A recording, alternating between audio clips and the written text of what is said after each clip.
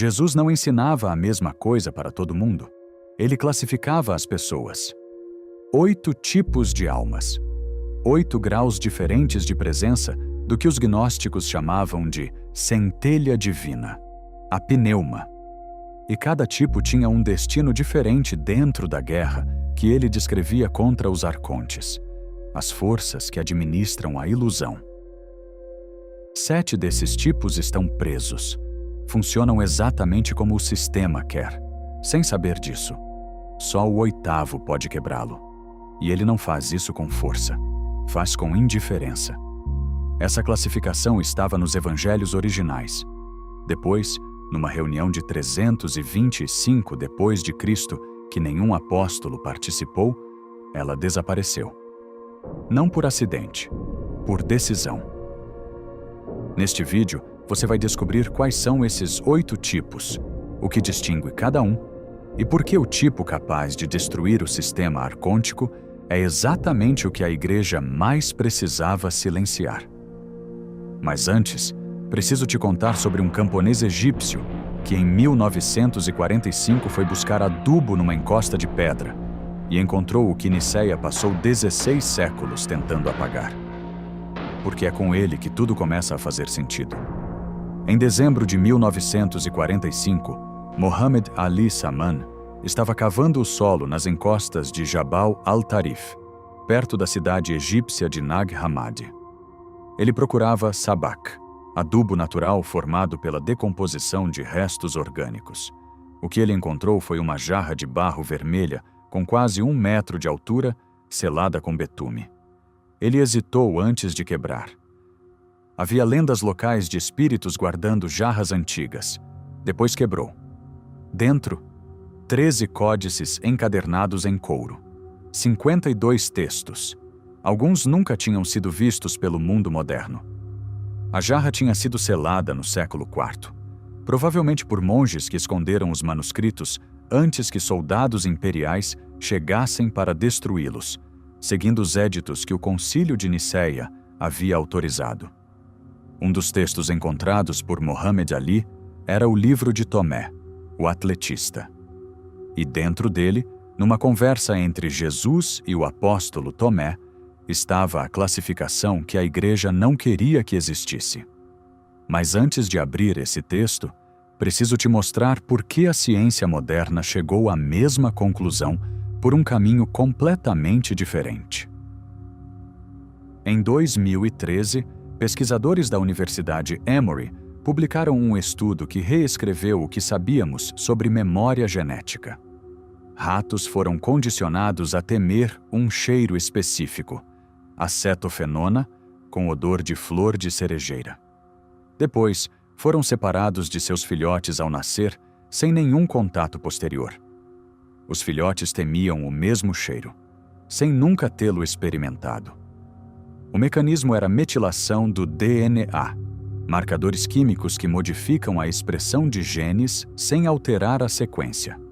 O trauma do pai estava literalmente codificado na biologia do filho, não como memória, como reflexo. A implicação direta. O ambiente que seus ancestrais enfrentaram pode estar determinando como você responde ao controle hoje. A obediência automática, o medo de questionar a autoridade, a sensação de que questionar é perigoso, essas podem não ser escolhas, podem ser heranças. Em 2017, neurocientistas da Universidade de Cambridge foram mais fundo. Mapeando variações estruturais entre cérebros humanos, encontraram diferenças funcionais de 34% na forma como indivíduos distintos processam coerção social, a pressão de autoridades e grupos para conformidade. 34% não é ruído estatístico. É uma diferença que separa populações inteiras em como respondem ao mesmo sistema. Traduzindo sem jargão, alguns cérebros são biologicamente mais resistentes à coerção do que outros. Não por virtude, por estrutura. Os gnósticos chamavam essa diferença de pneuma. E Jesus, segundo os textos que sobreviveram na jarra de Mohammed Ali, tinha um sistema inteiro para mapear onde cada pessoa estava nessa escala. No livro de Tomé, o atletista, Jesus descreve 8 estados de consciência. Não 8 tipos de comportamento moral. 8 graus de presença da centelha divina dentro de uma pessoa. A capacidade de perceber o sistema de controle pelo que ele é.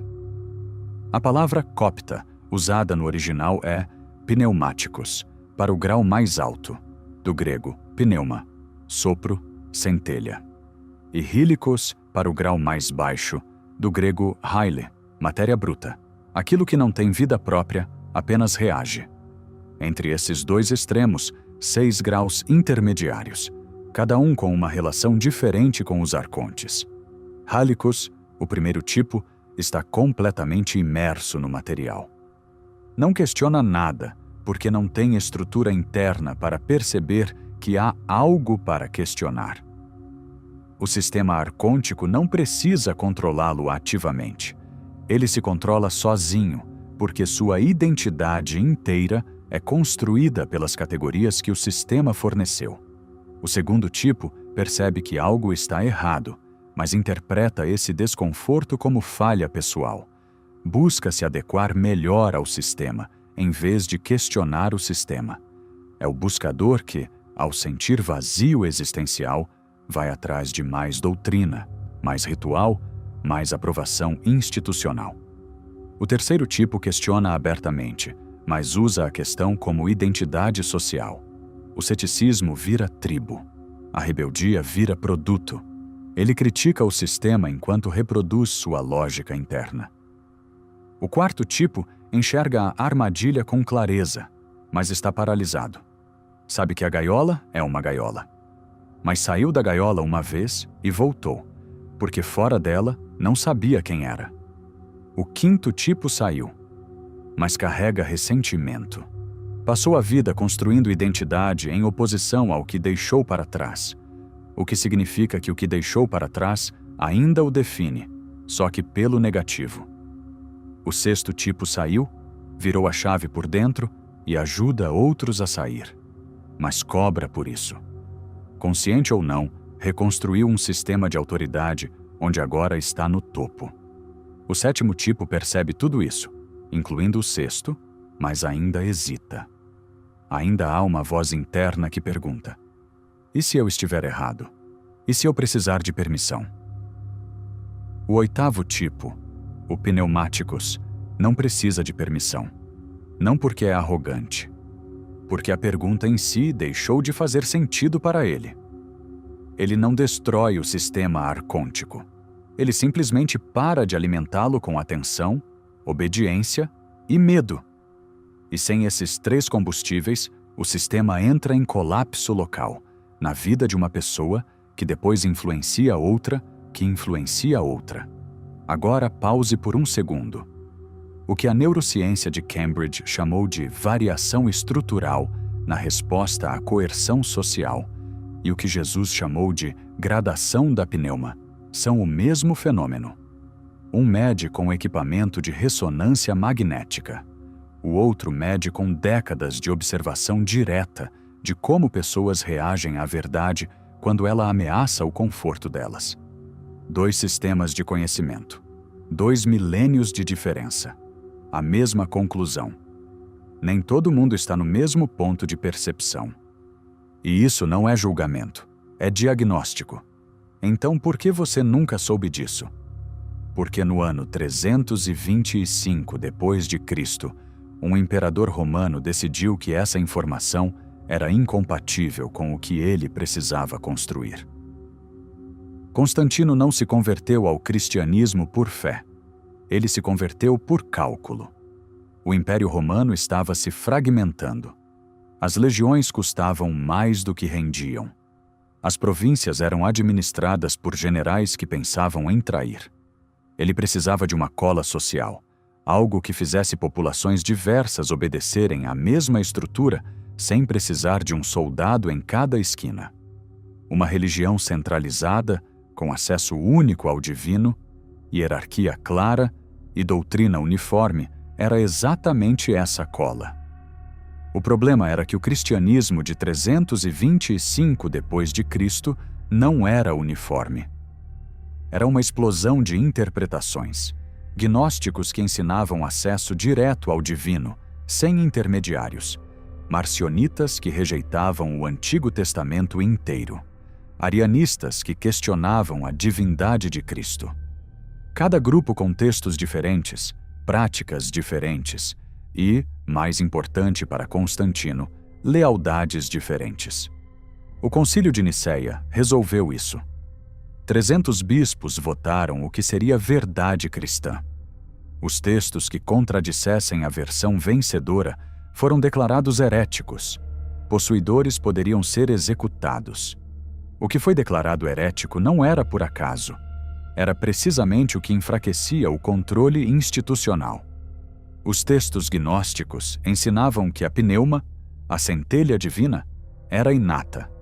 Não era dada pela Igreja. Não podia ser retirada pela Igreja. Não precisava de sacramento, confissão ou hierarquia para ser acessada. Um camponês com a centelha acesa tinha acesso ao divino que um bispo sem ela jamais teria. Quem controla o acesso a Deus, controla o comportamento de populações inteiras. Os gnósticos tiravam esse controle da mão da instituição e devolviam para o indivíduo. Isso precisava desaparecer.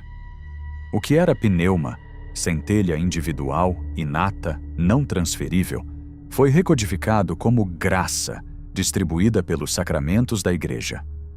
O que era gnose, conhecimento direto, experiência pessoal, virou fé, que precisava de mediação doutrinária.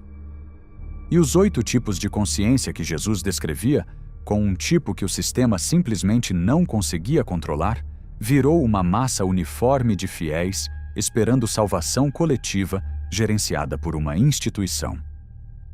A classificação não desapareceu por irrelevância. Desapareceu porque revelava o intolerável, que existe um tipo de consciência que os arcontes não conseguem alcançar, e que qualquer pessoa pode desenvolver esse tipo. Isso é exatamente o que Constantino não podia deixar em circulação. Mas os monges que enterraram a jarra de Muhammad Ali sabiam que ele estaria errado. Eles não conseguiram queimar o que alguém já havia escondido debaixo da terra. Os textos de Nag Hammadi são explícitos num ponto que as traduções populares continuam suavizando. Nenhum dos 8 tipos é permanente. O Evangelhos da Verdade, outro texto da jarra de Muhammad Ali, usa uma imagem específica para isso. Ele descreve a centelha como fogo dentro de uma lanterna. Em alguns, a lanterna está fechada e o fogo sufoca lentamente. Em outros, a lanterna está aberta, mas o vento apaga a chama antes que ela aqueça. No pneumáticos, a lanterna está aberta, o fogo queima, e o vento não amedronta porque a chama aprendeu a se manter acesa na turbulência. O que acende a chama, segundo Tomé, é o que os gnósticos chamavam de nepsis, do grego, vigília. Não meditação, não estudo. Vigília interior. A observação dos próprios reflexos automáticos. Não os pensamentos que você escolhe, os que aparecem sem convite. A culpa que você sente quando desafia uma autoridade que nunca fez nada por você. A ansiedade que vem quando você pensa em largar uma identidade que já não te serve. O impulso de buscar aprovação de estruturas que foram construídas precisamente para nunca te aprová-lo de verdade. Cada vez que você observa um desses reflexos, sem ser varrido por ele, sem obedecê-lo automaticamente e sem reagir com raiva a ele, a pneuma aumenta um grau. Não é metáfora. É o mecanismo que os gnósticos descreviam e que a neurociência chama de regulação metacognitiva. A capacidade de observar o próprio processo mental sem ser identificado com ele. Estudos de 2018 publicados no Journal of Cognitive Neuroscience mostram que essa capacidade é treinável. O cérebro adulto reconfigura conexões entre o córtex pré-frontal e a amígdala em resposta a essa prática. A biologia muda.